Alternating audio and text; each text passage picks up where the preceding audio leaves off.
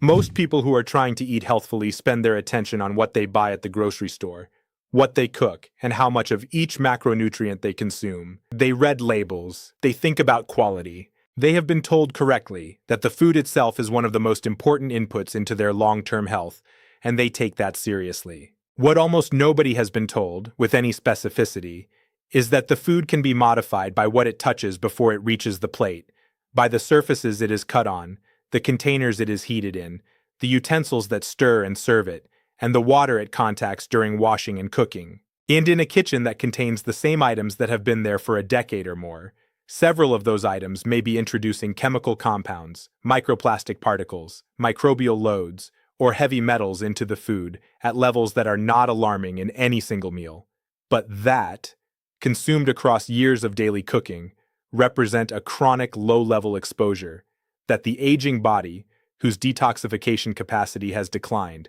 and whose chronic inflammatory burden has already accumulated, handles less well than the younger body that those items were originally purchased by. We want to go through 7 common kitchen items in this video, explain what the evidence actually shows about what they may be releasing into food and at what conditions, and then give you the specific replacement or management approach that most effectively reduces the exposure. I am not here to create anxiety about everyday cooking. I am here to give you the specific, evidence-grounded information that allows you to make a few targeted swaps that reduce unnecessary chronic exposure in a practical and affordable way. Before anything else, what I share in this video is educational information only. It is not medical advice. The exposures I am describing are not acute toxicological emergencies, and discarding functional kitchen items is not medically necessary or financially practical for most people. The goal is informed, gradual, prioritized replacement, beginning with the items that carry the greatest exposure burden under the conditions of your specific kitchen use.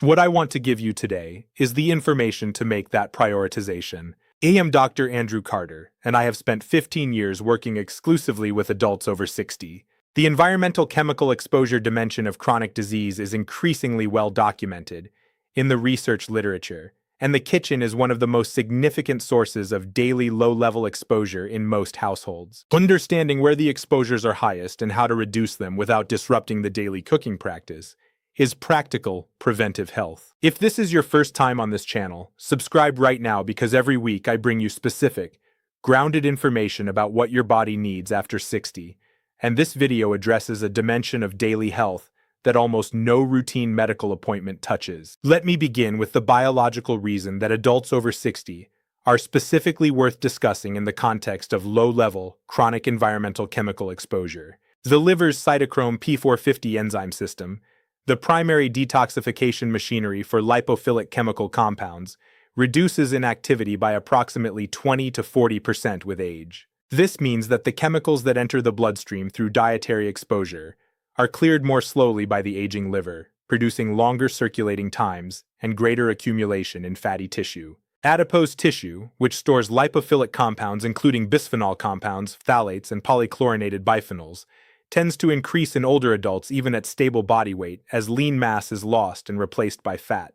This increased fat mass represents a larger depot for lipophilic compound accumulation. Simultaneously, the chronic low-grade inflammatory environment of aging, which we have discussed extensively across this channel in the context of cardiovascular, metabolic, and neurological health, is itself influenced by these environmental chemical exposures. Endocrine-disrupting compounds, including bisphenol analogs and phthalates, activate nuclear receptors and inflammatory signaling pathways in ways that contribute to the chronic inflammatory burden, creating a bidirectional relationship in which aging increases the accumulation of environmental chemicals, and those chemicals amplify the aging-related inflammatory state. This does not mean these exposures are causing disease independently. It means that in a body that is already managing more metabolic and inflammatory stress than a younger one, reducing the unnecessary chemical inputs that amplify those processes is proportionally more beneficial than it would be in a younger adult with higher detoxification capacity and lower baseline inflammatory burden.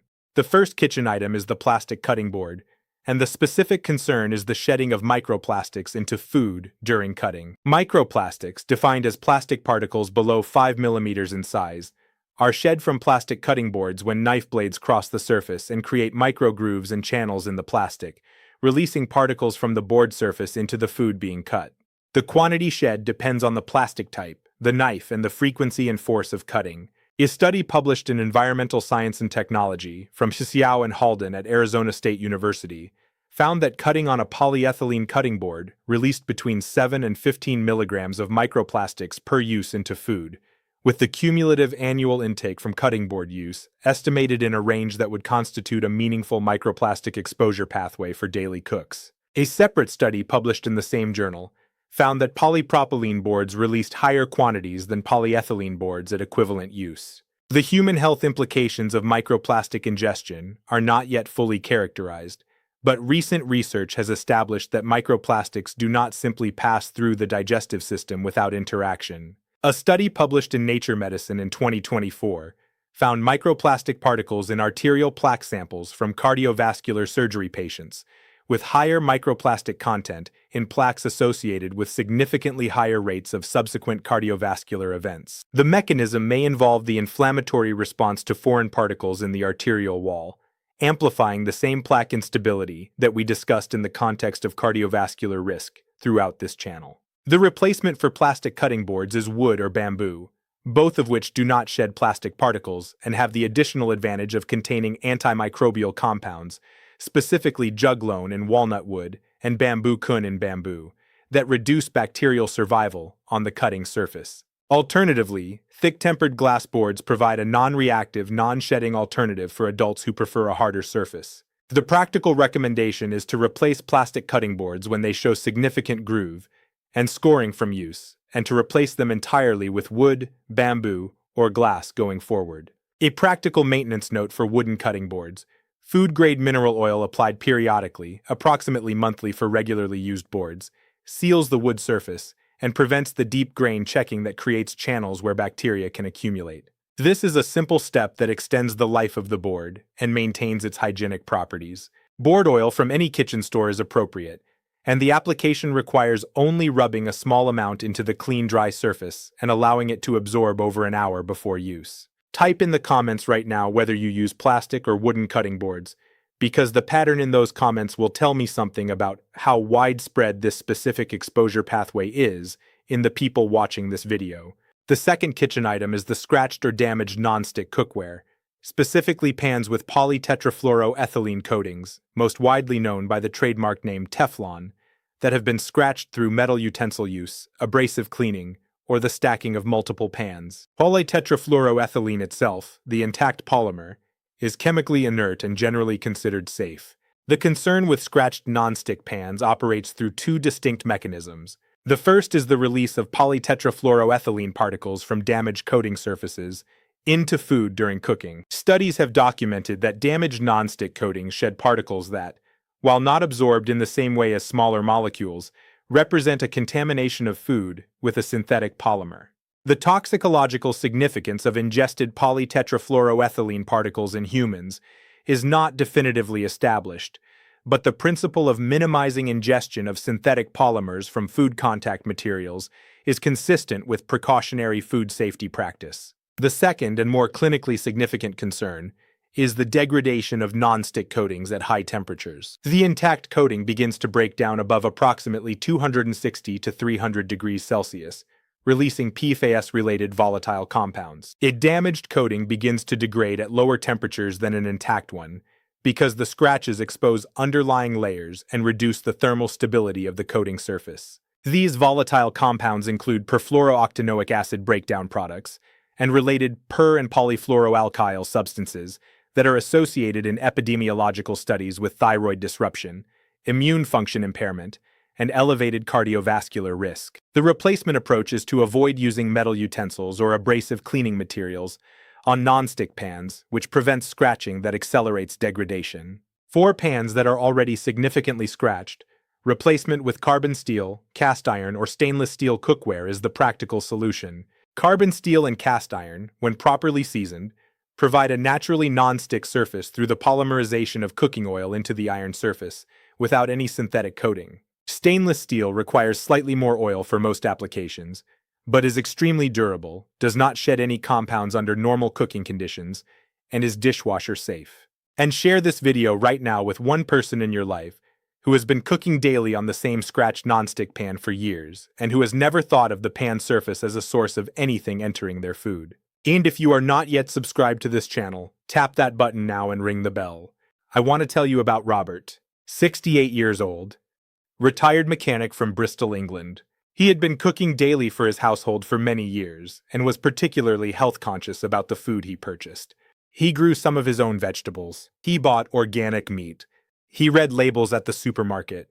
When I asked about his cookware as part of a broader health discussion, he described a non-stick pan set that was approximately 8 years old, that showed visible scratching across all the cooking surfaces from years of metal spatula use, and that he had never replaced because the pans still worked functionally. He was spending significant money and effort on food quality, while introducing degraded synthetic coating particles into every meal cooked on these pans. The food he grew carefully in his garden was being prepared on surfaces that the food quality concerns he had did not extend to covering. We discussed the specific replacement options. He chose to season a cast iron pan for general cooking, and a stainless steel pan for tasks requiring more responsive temperature control. Both were purchased secondhand for a fraction of the cost of his original non-stick set, and both, maintained appropriately, will outlast the period of any meaningful daily cooking. He told me, I had never thought about the pan, only about what went into it. I told him, in your kitchen, what the food touches for 20 minutes on a daily basis is as relevant to what enters your body as what you put in the shopping basket. The third item is the black plastic cooking utensil, which has received specific research attention in the past 2 years for a reason that is counterintuitive. The black color of the plastic, rather than indicating a particular plastic type, is produced in many cases by carbon black pigment used to color recycled plastic materials, and recycled plastic in the food contact utensil market may contain residues of compounds from the original application of the recycled plastic, including flame retardants. A study published in 2023 in the journal Chemosphere analyzed a selection of black plastic kitchen utensils and found the presence of brominated flame retardants, specifically decabromodiphenyl ether, in a significant proportion of the tested items. This compound, commonly called deca-BDE, is a flame retardant used in electronics and industrial applications that has been restricted in food contact materials in many jurisdictions. Its presence in kitchen utensils appears to result from the recycling of electronic waste plastics into consumer products without adequate segregation of food contact grade materials. The exposure pathway is relevant specifically during high temperature use. Stirring hot food with a utensil containing flame retardant residues in the plastic produces leaching of those compounds into the food at a higher rate than ambient temperature contact. The health implications of brominated flame retardant exposure include thyroid disruption and developmental toxicity, with adults over 60 being at greater concern due to the reduced detoxification capacity I described. The replacement for black plastic utensils is wooden spoons, bamboo utensils, stainless steel spatulas and spoons, or heat-rated silicone utensils from established manufacturers with food-grade certification. Of these, wood and bamboo are the most inert and the most widely available, and wooden spoons specifically have been used in high-temperature cooking for millennia without any documented chemical contamination concern. If you are not yet subscribed to this channel, tap that subscribe button now and ring the bell, because every week I bring you the specific research findings that make these kitchen decisions genuinely informed, rather than reflexively cautious without specific grounding. The fourth item is plastic food storage containers used in microwave reheating, specifically containers made from polycarbonate or from polypropylene, with food contact surface properties that have not been specifically tested at the temperatures achieved in microwave heating. Microwave heating of food in plastic containers accelerates the migration of plastic-associated compounds from the container wall into the food, because migration rate increases with temperature, and because the surface contact between heated food and the container wall presents the highest temperature contact interface. The compounds of concern from microwaved plastic include bisphenol A and its structural analogues bisphenol S and bisphenol F that are increasingly used in BPA-free products, as well as plasticizers including phthalates and flexible plastics. Bisphenol A is classified as an endocrine disruptor, binding to estrogen receptors with affinity sufficient to produce hormonal effects at concentrations achievable from dietary exposure. A study published in Environment International found measurable bisphenol A levels in the urine of adults who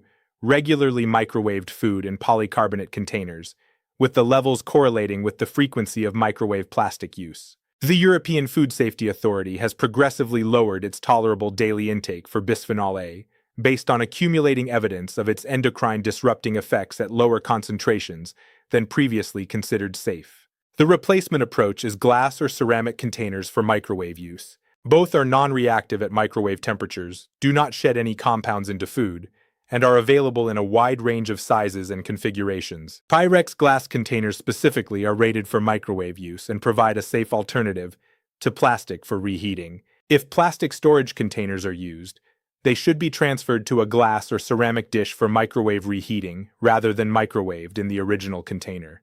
The fifth item is imported spices that may contain elevated levels of heavy metals, specifically lead, cadmium, and chromium, from contamination during growing, processing, or packaging in production regions, with less stringent food safety monitoring than domestic producers. The heavy metal contamination of imported spices is not a theoretical concern. The United States Food and Drug Administration has conducted multiple sampling surveys of imported spices and found lead contamination above the regulatory threshold in a proportion of samples from specific production regions. A study published in Environmental Research analyzed heavy metal content in commercial spice products in the United States and found elevated lead levels in specific spice categories, particularly certain red chili products, turmeric from some origins, and several other commonly used spices. Lead is toxic to the nervous system and to the cardiovascular system at any level of chronic exposure, with no established safe threshold for cumulative dietary intake. In adults over 60 who have accumulated decades of environmental lead exposure, and whose bones, the primary lead storage site, may be releasing stored lead into circulation as bone turnover decreases bone mineral density, additional dietary lead from contaminated spices represents an incremental addition to an already accumulated body burden. The practical approach is to purchase spices from established domestic producers, or from importers who specifically test for heavy metal contamination and provide documentation of those tests. Organic certification alone does not guarantee the absence of heavy metal contamination, as heavy metals can be present in soil and water regardless of whether synthetic pesticides are used. Several online spice retailers specifically market products with heavy metal testing certification, and this is the quality standard worth seeking for the spices used most frequently and in the largest quantities. The sixth item is the kitchen sponge, which is not a chemical contamination concern but a microbial one, and whose bacterial load is frequently the highest of any surface in the home, exceeding the bacterial counts measured on toilet seats in multiple microbiological surveys. The kitchen sponge provides an ideal habitat for bacteria. It retains moisture, it is warm from kitchen temperatures and dishwashing, it contains food residues that serve as nutrient substrate, and its porous structure provides enormous surface area for biofilm formation. A study published in Scientific Reports from Cardinali and colleagues at the University of Gießen analyzed the microbiome of used kitchen sponges and found bacterial counts of up to 54 billion bacteria per cubic centimeter, with the microbial community including pathogenic species alongside the commensal organisms. The study found that household cleaning methods including microwave sterilization and boiling reduced bacterial counts temporarily, but did not sustainably reduce the bacterial load, and that regular replacement was more effective than any cleaning method for maintaining low bacterial burden. For adults over 60 whose immune function is reduced and whose gastrointestinal barrier integrity is more susceptible to pathogenic bacterial exposure, the kitchen sponge used to clean food preparation surfaces, dishes, and hands represents a consistent microbial transfer from a highly contaminated source to food contact surfaces. The practical replacement is the weekly replacement of kitchen sponges, the use of dishcloths that can be laundered at high temperatures, or the use of paper towels for surface wiping combined with a brush for dishwashing, since brush bristles dry more rapidly than sponge material and support less bacterial biofilm formation. The cost of weekly sponge replacement is negligible compared to the reduction in microbial transfer to food preparation surfaces. Before the silicone section, I want to briefly address a kitchen exposure that is not from equipment, but from a cooking medium that many adults have never specifically considered: the tap water used for cooking, washing vegetables, and drinking in the kitchen. Municipal water supplies contain residual chlorine and chloramine disinfectants, and in older plumbing, particularly in homes with lead solder in the pipe connections that were standard practice until the late 1980s, lead can leach from the pipes and connections into the standing water. While most water utilities comply with lead action levels at the point of treatment, the lead that enters the water between the treatment facility and the tap is a household-level variable that the utility does not control. For adults over 60 in homes with older plumbing, a simple home lead test kit, available at most hardware stores, provides a rapid indication of whether lead levels are above the action level at the tap.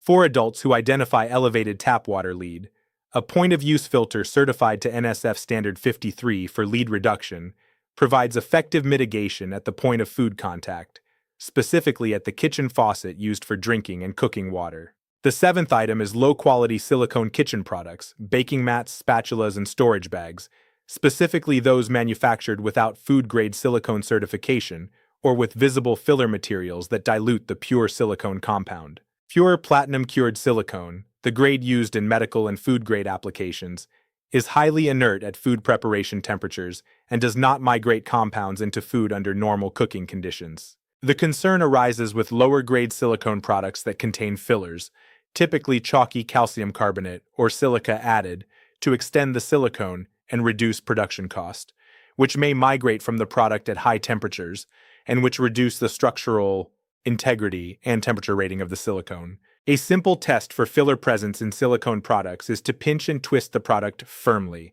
Pure silicone will remain its original color, while filled silicone will show a whitish color at the pinch point as the filler is exposed. Products that fail this test are lower grade and should be replaced with food-grade certified silicone from established manufacturers. For most silicone products that pass the pinch test and are used within their rated temperature range, silicone is one of the safer kitchen materials available. It does not rust like low-grade metals, does not shed plastic particles like polymer boards, and does not break down at normal cooking temperatures like the non-stick coatings I described. Here is the complete practical replacement framework, prioritized by exposure level and ease of replacement. High priority, replace immediately or within the next shopping cycle. Plastic cutting boards showing visible knife scoring and groove marks, replace with wood, bamboo, or glass. Kitchen sponges older than 1 week, replace weekly. Black plastic utensils used for stirring hot food, replace with wood, bamboo, or stainless steel. Medium priority, replace as the item reaches end of useful life. Significantly scratched non-stick pans, replace with carbon steel, cast iron, or stainless steel as each pan becomes obviously damaged. Plastic microwave containers, transfer to glass or ceramic for reheating. Silicone products that fail the pinch test, replace with food-grade certified alternatives. Ongoing practice, purchase commonly used spices from sources with documented heavy metal testing, particularly spices from high contamination risk regions and those used in large daily quantities. None of these replacements requires purchasing expensive specialty items. Wood and bamboo cutting boards are available at lower cost than most plastic equivalents.